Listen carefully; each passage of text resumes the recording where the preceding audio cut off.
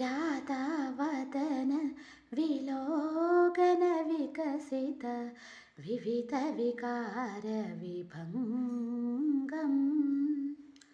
രാധാവദന വിലോകന വികസിത വിവിധ വികാര വിഭംഗം. ജലനിധിമിവ വിധുമണ്ഡലദർശന തരളിതതുംഗതരംഗം കൃഷ്ണം ഹരിമേകരസം ചിരമഭിലഷിത വിലാസം കൃഷ്ണം.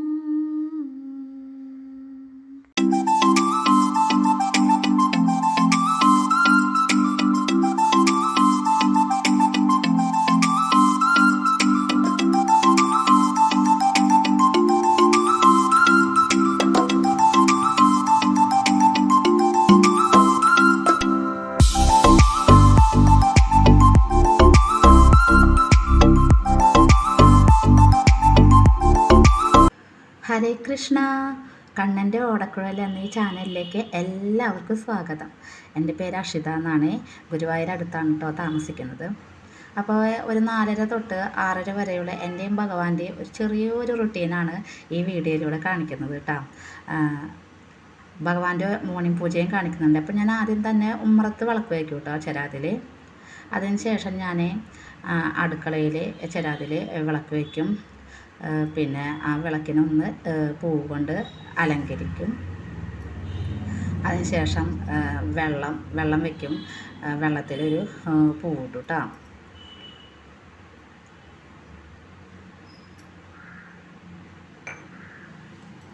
അത് കഴിഞ്ഞ് നേരെ പൂജാ റൂമിലേക്ക് ഭഗവാനെ ഉണർത്തുപാട്ട് പാടിയിട്ടാട്ടോ ഉണർത്തുക. അതുകൊണ്ടാണ് ലൈറ്റ് ഇടാത്തത്. ഗോവിന്ദ ഹരി ഗോവിന്ദ സച്ചിദാനന്ദ കരിമുകിൽ വന്ന നിദ്രവിട്ടെഴുന്നേറ്റാലും സുപ്രഭാതം വിളിക്കുന്നു കുഞ്ഞെ സുസ്മിതം നീ ചൊരിഞ്ഞാലും കാളിന്റെ തന്നൽ വന്നിതാ കാതിൽ മൂടുന്നു നിന്റെ നാമങ്ങൾ കണ്ണനു ചൂടാൻ പീലിയുമായി വന്നു നിൽക്കുന്നു കേകികൾ ഉണ്ണിക്കു കണിക്കൊന്ന പൂവുകൾ കിങ്ങിണികളോ. ഭഗവാനെ ഉണർത്തിയതിന് ശേഷം തുളസി വെള്ളം കൊണ്ടൊക്കെ അവിടെ തെളിക്കും കേട്ടോ ഭഗവാനെ കുളിപ്പിക്കുന്ന ഒരു എഫക്റ്റ്. എന്നിട്ട് ഭഗവാനെ പൂവൊക്കെ വെച്ച് ഒരുക്കി ധൂമ ദീപ ആരതി കാണിക്കും. ഇന്ന് തുളസിമാലൊക്കെ ഇട്ട് കൊടുത്തിട്ടുണ്ട്. ഇന്ന് ഏകാദശി അല്ലേ. രാധാറാണിയമ്മയ്ക്കും കണ്ണനും ഒക്കെ മാല ഇട്ട് കൊടുത്തിട്ടുണ്ട്. അങ്ങനെ ധൂമ ആരതി കാണിക്കും. അതിന് ശേഷം ദീപാരതി കാണിക്കും കേട്ടോ.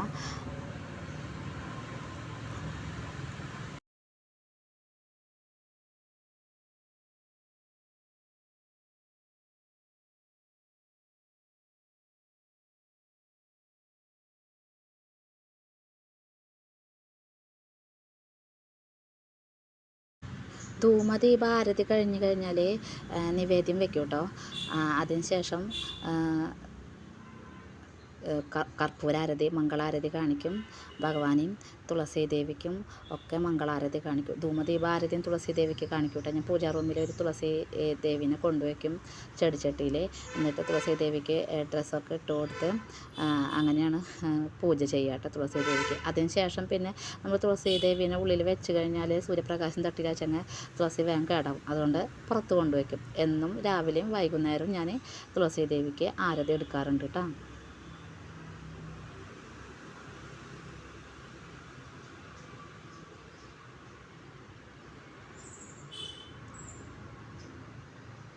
ഗോവിന്ദ ഹരി ഗോവിന്ദ ഹരി ഗോവിന്ദ ഹരി ഗോവിന്ദ ഗോവിന്ദ ഹരി ഗോവിന്ദ ഹരി ഗോവിന്ദ ഹരി ഗോവിന്ദ.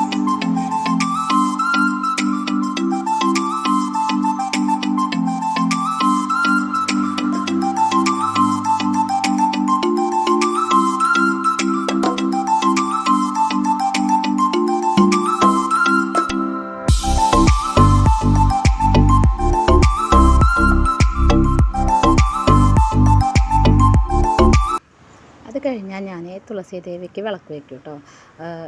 ജലം സമർപ്പിച്ച് 3 പ്രാവശ്യം ശ്ലോകം ചൊല്ലി ജലം സമർപ്പിച്ചിട്ടാണ് കേട്ടോ വിളക്ക് വയ്ക്കുന്നത്. പിന്നെ കോലയിടും, എന്നും കോലയിടാറുണ്ട്. അറിയൊന്നുമില്ല ശരിക്കും കോലയിടാനൊക്കെ, എന്നാലും ഞാൻ ഒപ്പിക്കും. അങ്ങനെ കോലയിടുന്നതൊക്കെ ഭയങ്കര ഒരു പോസിറ്റിവിറ്റി അല്ലേ നമ്മുടെ വീടിനെ. കോലം വരയ്ക്കണത്, തുളസി ദേവിക്ക് വിളക്ക് വയ്ക്കുന്നത്, നമ്മുടെ ഫ്രണ്ടിൽ തന്നെ കുറച്ച് ഒരു പാത്രത്തിൽ നിറയെ പൂ വയ്ക്കുന്നത് ഒക്കെ ഒരു ഭയങ്കര പോസിറ്റീവ് എനർജിയാണ് നമുക്ക് തരിക. ആ നേരം വെളുത്ത് എണീറ്റ് വരുമ്പോൾ മറ്റുള്ളവർക്ക് അത് കാണുമ്പോൾ തന്നെ പോസിറ്റിവിറ്റിയാണ്. അപ്പോൾ ഞാൻ ഇതെല്ലാം മെയിൻറ്റെയിൻ ചെയ്യാൻ പരമാവധി ദിവസം മെയിൻറ്റെയിൻ ചെയ്തിട്ടുണ്ടാകും. വീട്ടിൽ തുളസി മാത്രമുള്ള വേറെ പൂവുകളൊന്നും ഇല്ല കേട്ടോ. അപ്പോൾ അതുകൊണ്ട് പോണ വഴിക്കുള്ള പൂവുകളൊക്കെ നമ്മൾ പൊട്ടിക്കും. ചെമ്പരത്തി പൊട്ടിക്കും. ചെമ്പരത്തി കണ്ണന് അലൗഡ് അല്ല, പക്ഷേ ദേവിയുടെ പ്രതിഷ്ഠ ഉണ്ട്, അപ്പോൾ ദേവിക്ക് വെച്ച് കൊടുക്കും ചെമ്പരത്തി. കണ്ണന് ഞാൻ അവിടുന്ന് ഒരു വെള്ളപ്പൂവ് കിട്ടും. അങ്ങനെ തുളസിയും വെള്ളപ്പൂവും ആയിട്ടാണ് അമ്പലത്തേക്ക് പോണത് കേട്ടോ. അങ്ങനെ അമ്പലത്തിലേക്ക് എത്തി. നമ്മുടെ ഗുരുവായൂർ ദേവസ്വത്തിൻ്റെ തന്നെ അമ്പലമാണ് കേട്ടത്, ചെറുഗുരുവായൂരെന്ന് പറയും. അവിടുത്തെ ഇപ്പോൾ തന്നെ മഞ്ഞളാലും ഗരുഡ ഭഗവാനും കുചേലനും അങ്ങനത്തെ ഒരു പ്രതീതിയാണ് ഇവിടെ. അങ്ങനെ നമ്മൾ അമ്പലത്തിലേക്ക് പോവാണ് കേട്ടോ. ഞാൻ ഉള്ളിലേക്കൊന്നും ഫോൺ ഫ്രണ്ട് വരെ കൊണ്ടുപോകണുള്ളൂ കേട്ടോ.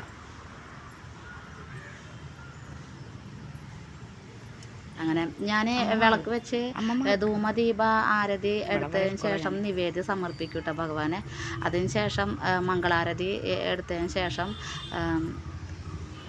നാമം ജപിക്കും. ആദ്യം ഗണപതി സ്തുതി ചൊല്ലിയതിന് ശേഷം കുന്തി സ്തുതി, വിഷ്ണു സഹസ്രനാമം, ഗീതാ മഹാത്മ്യം ഒക്കെ, ഭഗവത്ഗീത ഒക്കെ വായിച്ചിട്ടാണ് പിന്നെ കോലൊക്കെ ഇട്ട് അമ്പലത്തിലേക്ക് വരിക കേട്ടോ. അങ്ങനെ അമ്പലത്തിൽ നിന്ന് പോയി വന്നു.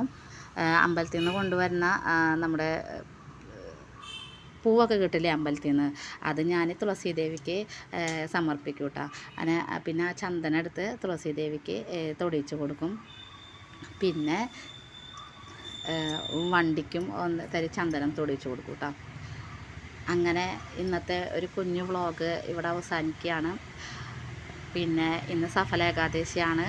എല്ലാവരും ഏകാദശി എടുക്കുക, ഭഗവാന്റെ പാദത്തിൽ ചേർന്നിരിക്കാൻ ശ്രമിക്കുക. അതായത് നമ്മൾ വേറെ സംസാരങ്ങൾക്കൊന്നും പോവാതെ നമ്മളുടെ നാവും കർണും ഒന്നും മലിനമാക്കാതെ ഭഗവാനെ തന്നെ സ്മരിച്ച് മനസ്സും, അത് ഏറ്റവും പ്രധാനമാണ് കേട്ടോ, മലിനമാക്കുക. ഭഗവാനെ സ്മരിച്ച് എല്ലാവർക്കും ഇരിക്കാൻ കഴിയട്ടെ. ഹരേ കൃഷ്ണ.